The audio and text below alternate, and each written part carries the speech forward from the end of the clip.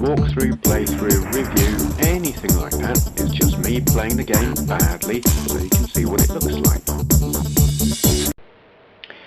It's system review time, and due to popular demand, at least 4 of you have asked for this one. It's the Commodore PET, or in this case the CBM 8032, which is what this model was called in Europe. Some specifications. The CPU is a MOS Technologies 6502 running at 1 MHz. It has got a 80 by 25 character display. Sound is by an internal beeper. Memory, it's got 32K of RAM, which is expandable. 20K ROM, basic version 4, assorted different ports on the back, which we'll have a look at in a little while.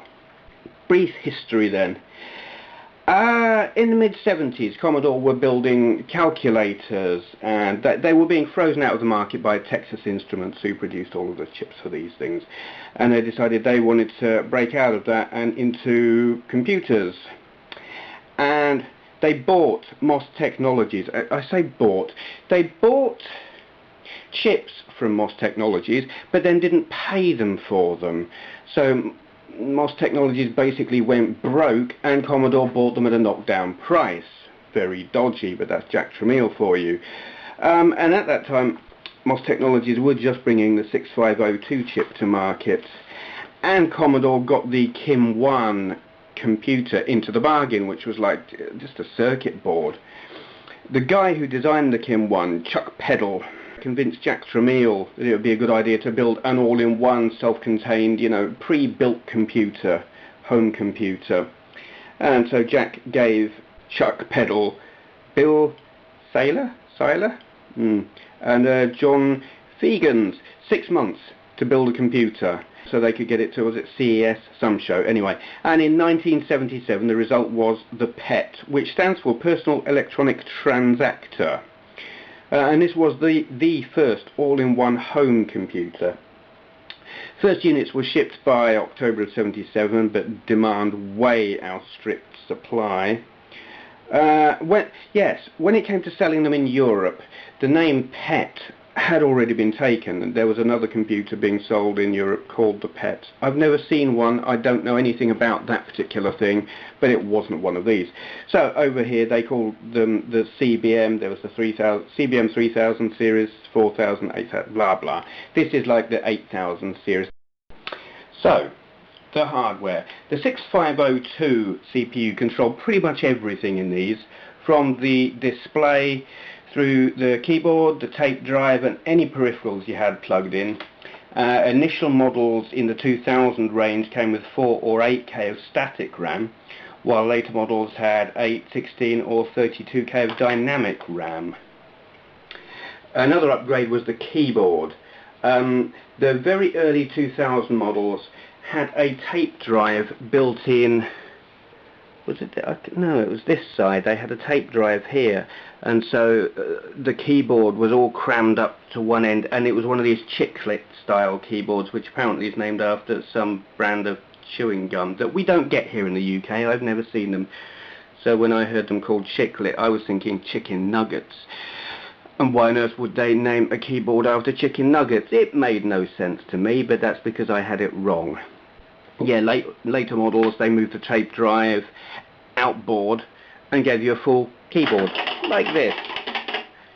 Yes, that was loud. On 4000 models, which was essentially a 2000 but with a bigger monitor and a proper keyboard, Commodore took the action of punching out the chip sockets for where you would plug in the RAM chips on the lower memory models.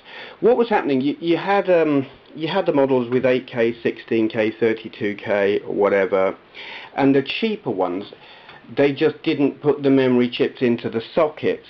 And what was happening was the public were buying the cheaper models and then putting RAM chips in themselves. It worked out cheaper than to buy the more expensive, higher memory model. And Commodore obviously didn't like this, so they knocked the sockets off of the circuit boards so that the public couldn't do that. Which, well, I can see the business sense, but it was kind of a rip-off. 8000 series models, like this one, were fitted with an extra chip which allowed for an 80-column display, which is very nice, but it creates compatibility problems because most of the software for the PET was designed for the 40-column display. Now, from what I understand, some of the software will run on the 80-column display, but it all gets squashed into one end of the screen. Some software just plain won't work.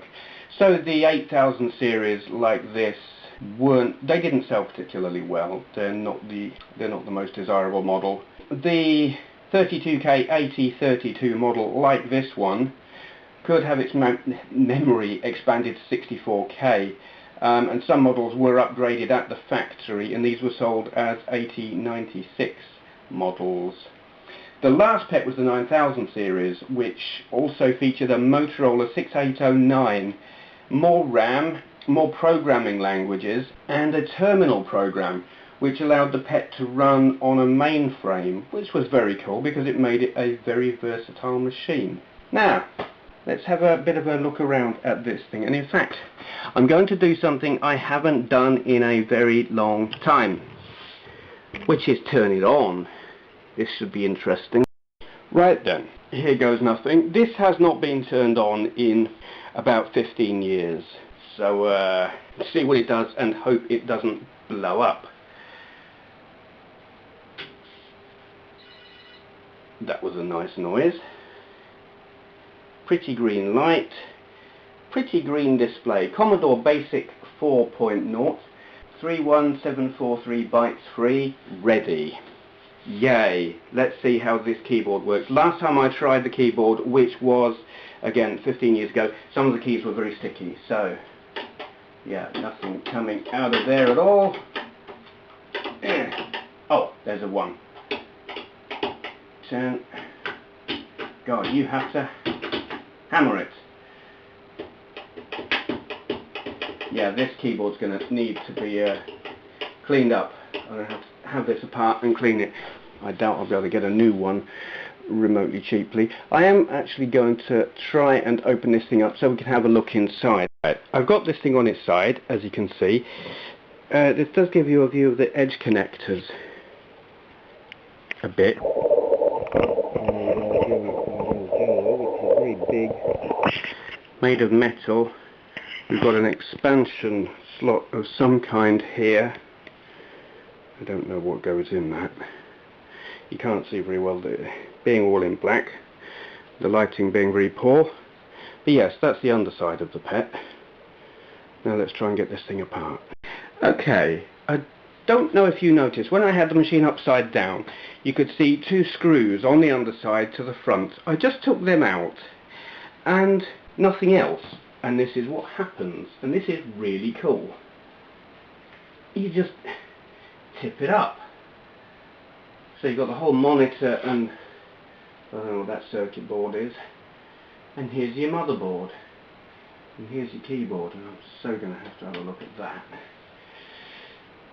Yeah, that's pretty fascinating. Power supply over there, I don't know what that does. I don't actually, I know nothing about computer hardware. I know this thing's got a heck of a lot of dust in it. Copyright 1900? I don't think so. No, is that... Well, that might be an 8. Copyright 1980. 1900 seems to be pushing their luck a bit. Made in the USA. Yeah, I can't even see what any of these chips are. They're so caked in dust. I guess that's a RAM socket. Yeah, fascinating. Dusty. Gonna have to clean that out. Gonna have to take the keyboard apart. But there it is. I'm gonna pick the camera up and bring it in a bit closer. Yeah, here's just a... I don't know how much you'll be able to see. I'll get it in as close as I can, so you can see the motherboard.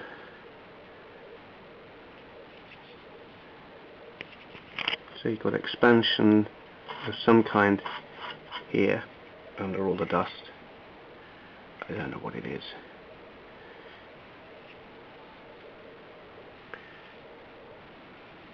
Right, there you go. The Commodore PET CBM 8032 in this case. I have got some software that I've downloaded that I believe I can convert to tape format, audio files, and possibly be able to load into this, but I've got to get the keyboard working before anything like that becomes a possibility. So until then, thank you for watching.